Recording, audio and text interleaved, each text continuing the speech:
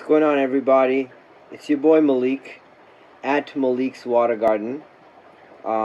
It's Monday, December the 30th. I actually had a fish room tour planned for right before New Year's, plus some things I wanted to do with the fish room and the goals for 2020. But my dog had an injury in her front left paw, so I've been kind of preoccupied with taking care of her today and yesterday, so I didn't actually get to film that video. I will do that in the next coming days, but I'm going to do a really quick video of something a lot of fish keepers, actually a lot of people that end up getting into the hobby initially end up doing is something this is a big problem in the fish keeping hobby. Actually, is overstocking your aquarium. So this is a scenario where I would say do as I say and not as I do, because this aquarium is clearly overstocked. There is 9 angelfish that are about they're growing out. They're almost at breeding size. They're about a few months away from breeding size, and they're about a year old now. So maybe 11 months, yeah. So and then there's 25 of these albinubus white cloud minnows, and 25 lemon tetras I just acquired a couple of days ago, plus 12 Colombian blood or red tetras, or these Colombian bloodfin tetras, or whatever you call them. I'll try to find the actual name and put it down below. I have the scientific name for those guys. Plus I have one bycatch, which is a red-eyed tetra, and my breeding colony of blue eagle Dumbo mosaic guppies that don't have the Dumbo trait as much as I would like them to. So there's a lot of fish in this small tank, and there's also a cichlid. There's a Lieta caradosieger female in this tank as well. So now the thing is, because I have been keeping fish for a long time and I do know somewhat of what I'm doing, I can get away with this situation. But the problem does not lie with putting this many fish into an established tank. What happens is when something can go wrong. So in this scenario, for example, if the oxygen were to turn off, these fish will suffocate to death within a few hours. But in a tank like the one beside it, I'm doing water changes, but you can see it's very minimally stocked. There's about 12 to 15 green neon tetras. There's about 15 of those guys. There's 2 guppies. There's some crystal red or caradina shrimps. I'll try to find you those guys. They're on the wall usually. And there's a pair of apistogramma, not cockatoides. What are they? Apistogramma agassizii, triple reds. So gorgeous fish. I have a pair. I had a third female that passed away recently. So it's very minimally stocked. If the air were to turn off in this tank, and sometimes the water level drops below the point where the air filter is, or the airlift is, and it stays like that for over a week without any issues. None of the fish gas out. Whereas in this tank, if one of these filters, if both of these filters were to stop, the fish would gas out within 2 to 3 hours, I would say. And actually, from personal experience in the past, that has happened to me, where I've lost 12 discus in a situation where they were overstocked in a tank about this size. The discus were a little bit bigger than these. They were growouts. They were about 6 months old, and they had 2 hang on the back filters. I turned them off to make a video, and I forgot to turn them on. I went to bed. I woke up 6 hours later, and my 12 discus were on the floor, plus like a bunch of my other fish were like gassing out. So usually this is the type of stocking that I like in one of my tanks. So this tank, for example, houses my pair of blue diamond discus. That's the female you're seeing there. That's the male. There's a German blue ram female that you're seeing in the frame right now. She's quite large. And then there's 9 L015 candy stripe pecos. So Pecatilia species L015 candy stripe. And you can see some of their tails sticking out of the pipes or the caves.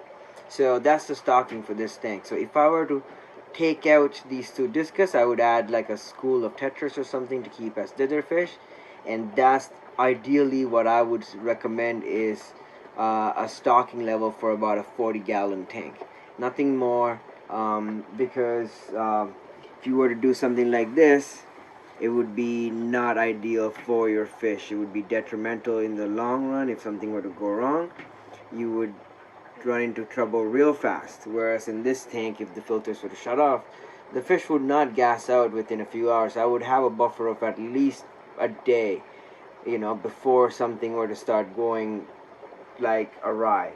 So that's the update I have for you guys. So don't do this. This is a very temporary scenario. This is a quarantine situation. Actually, I just picked these up from the pet store a few days ago, actually on Saturday, so 2 days ago, and I put them in here to quarantine because they were healthy. I caught these fish myself, and every single one of them actually. So therefore, I was very happy with their quality, and they were not sick or anything. They were very healthy fish, and I wanted to quarantine them in a tank that was kind of a ideal situation as opposed to just an empty bare bottom glass tank. So that's why I put them in here. They're going to be in here for about 3 weeks until they're done quarantining with everybody else in here. At that point, which I would remove the angels and move them to another tank, and then these white cloud minnows are going into their own tank for breeding, and then all the tetras would go into other display tanks as ditherfish, like the one above here. Once these what do you call these, the Congo tetra males that are in here come out for spawning, I'm about to pull those out in the next couple of days to spawn. Then I would put after that point, once these guys are done quarantining, I would move a school of these either the lemon tetras or the Rio, red Rio, whatever these other tetras are, these nice red guys. I would move a school of those guys up top, and then essentially this tank will get torn down within the next few months, and converted into a pleco tank like the one above it. All these tanks essentially will end up becoming the one like this tank here and then this tank here, and this is in the process. Actually, there's eggs in this tank again. These guys are not giving me a break. I did tear this one down that's up here. It's right behind me right now on the floor. It's actually getting resealed and going back up there, and then this tank here has already been set up now, so the plants just went in. The light went on a few days ago, and I'm very happy with it. The plants are looking great. Everything's looking lovely. So that's the update I have for you guys. I'm actually in the middle of water changes and doing a bunch of other stuff. I really needed to do a bunch of things today, but a lot of things got held back because my dog was having issues. But that's okay. She comes first. She's like a child. She is like my child. I don't have any children, so all these animals are children to me. But the dog definitely is my child. Like, I love that thing to pieces. So it was very, very hard for me this morning, and it's her birthday today, on the 30th. So happy birthday to my puppy. And she's doing better now, so I'm kind of happy about that, and I'm monitoring her health. And I'll show you guys the green neon tetras. I love these fish, gorgeous little fish. I'm intending to spawn these. I actually have a plan, and I have small tanks set up. I have larger ones in the tank behind this. I'll pull them out and show you guys eventually in the next couple of days. and definitely excited to get them going. I definitely want a large school of these guys in one of my, or two of, or a couple of my tanks actually, at least 100 in each tank, and also cardinals, and essentially, like, that's my goal with these smaller fish. A lot of them, if I can get large schools, and they're expensive, they're about $3 each Canadian, so um, if I can get them spawning, I can also distribute some to other hobbyists that are locally bred, so they're not as sensitive as the ones that come from the wild. These guys are kept in the pH of like 5.0. This is Tropica aqua soil, or whatever their brand of soil is, and I'm really happy with the results I'm getting with this soil, compared to the ADA aqua soil as well, because I'm getting really good results with that as well. I'll show you the other tank in the future videos to compare the two, and you will see how good the results with both types of soils are. The only thing I have to say about the Tropica compared to the ADA is that the ADA initially releases quite a bit of nutrients, so there is definitely algae bloom with the ADA aqua soil compared to the Tropica aquarium substrate. I forget the actual brand name for the Tropica one, but the Tropica soil definitely does not have a nutrition spike in the beginning. I did not have any algae blooms in this tank at all since I started this tank, and I actually didn't even heavily plant this compared to the ones that I have the Tropica, compared to the ones I have the ADA were heavily planted. I still got an algae bloom which died off within a few weeks, and it balanced out. I'll show you those tanks in a future video to give you a comparison, or try to get some b-roll and put them down here, but yes, it's definitely a better start with the Tropica soil. But the ADA soil I've been using now for 2 years now in those two tanks, and the plants are still growing extremely well. I have great growth. I don't dose anymore. I don't put any fertilizers. I don't do anything except trim like tons and move it into other tanks. So that's the update I have for you guys. Hope you enjoyed the video. Hope you enjoy my fish. Hope you all are having a great new year. Happy holidays. Merry Christmas if you celebrate. Happy Hanukkah. Happy Kwanzaa. Happy holidays. And wish everybody a prosperous and glorious 2020 New Year with lots of success and lots of babies. Yes, like I said, lots of babies. That's what we love in our fish room. Lots and lots of babies.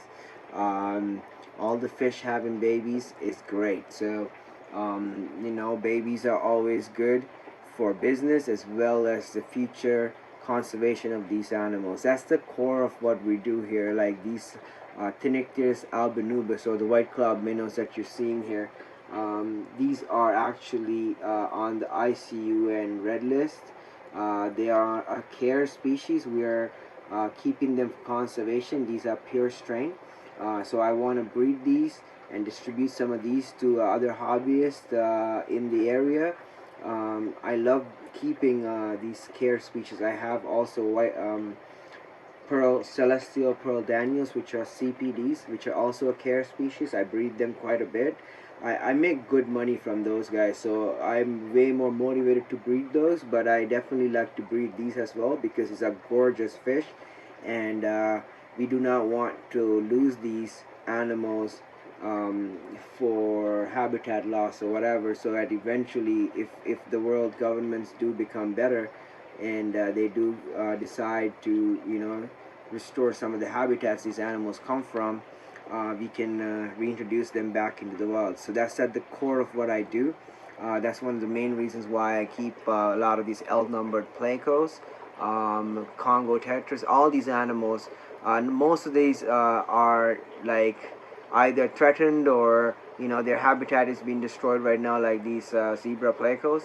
So that's the core of what I'm trying to do, is to breed a lot of these threatened or endangered or extinct animals from the wild, and try to keep insurance colonies in captivity, and also to distribute a lot of them to other hobbyists and to make them available to other hobbyists to minimize collection risk, how do you say it, pressure, as well as to increase future survival of these species, so that we have insurance colonies in captivity, and wild animals, the wild populations, get to stay in the rivers, and also if something happens to them, we have insurance colonies to reintroduce back into the wild at some point if the rivers do become better. So that's basically the whole point of a lot of the things I do, a lot of the animals I keep. And the point of this video is to tell you guys not to overpopulate your tanks. So don't do this. This is what you're not supposed to do. What you can do is something like this. There's 15 of these guys in here, or 16 or 17, or somewhere like that, and a couple of small dwarf apistogrammas in here, which are like dwarf cichlids, and 2 guppies, and some crystal shrimp, crystal red, crystal black, or caradina. I guess they're Michelins. They're not actually crystals. They're more Tybee Michelins, and it's a 39-gallon tall aquarium. So that's the ideal stocking for something like that. You can probably put a little bit more of these green neon tetras, but I wouldn't go anywhere more than 40 or 50 of those guys in a setup like this, just because they're really small fish. But this is definitely a little bit too much. So in this scenario, I could either take out all the angels. So this tank would be ideal with just the angels and one of the other types of ditterfish, either the 25 white cloud minnows, the 25 lemon tetras, or the 15 red tetras, whatever their name is. So anything else, I mean, the couple of guppies is fine, but anything else is too much, so that's what you need to think about. Don't overstock your tanks. Think about what you're keeping. These are live animals. These are live ecosystems. They can crash easily, and you have more leeway when they're understocked as opposed to overstocked. If you're overstocked, you have less leeway. You have less time to react. So there's less time for you to see something going wrong and to fix it, as opposed to it being overstocked, and then you have very little time. Then you could potentially lose your entire tank, or a few tanks if your tanks are all connected. For example, in this tank, in this room, if my air system were to stop, I would be devastated because I would lose a lot of fish. So I have to constantly monitor that. And as like I said, I would need at least 12 hours of leeway, because sometimes I'm gone for work 14, 15, 16 hours. So if something were to happen, that's the amount of time I would need leeway for things to stay stable, and that's something you need to consider, how long you are usually away from your fish room. Not at every time, but at the longest stretch, so these are things to consider. Don't overstock your tanks. This is a bit of a long video right now, but as always, I love you guys. Thank you for your support. Thank you for following. Thank you for listening to my rambling for all this long. I hope you learned something. I hope this teaches you some good information. Always keep your tanks understocked. If you want to have more fish, have more tanks. I have almost 50 tanks in this room alone. Actually, a little bit over. I have about 30 something tanks running right now, a little over 30 of them running, and only like 25 of them actually have fish. Maybe the other 5 or 6 tanks, there's 5 or 6 tanks that are running that don't have anything in them, or that have like a dither fish or something to keep the cycle going. So that's something to consider, like understocked tanks. Have more tanks if you want to have more fish, as opposed to cramming all your fish into as fewer tanks as possible, and that's my message for you guys. I hope everybody's having a great 2019. I hope everybody is I wish everybody a great 2020 New Year, a happy and prosperous 2020. Hope everybody is successful at their spawning endeavors and all fish keeping endeavors, and hope you guys learned something. As always, thank you for your support. I love you all. I will see you guys tomorrow. God bless.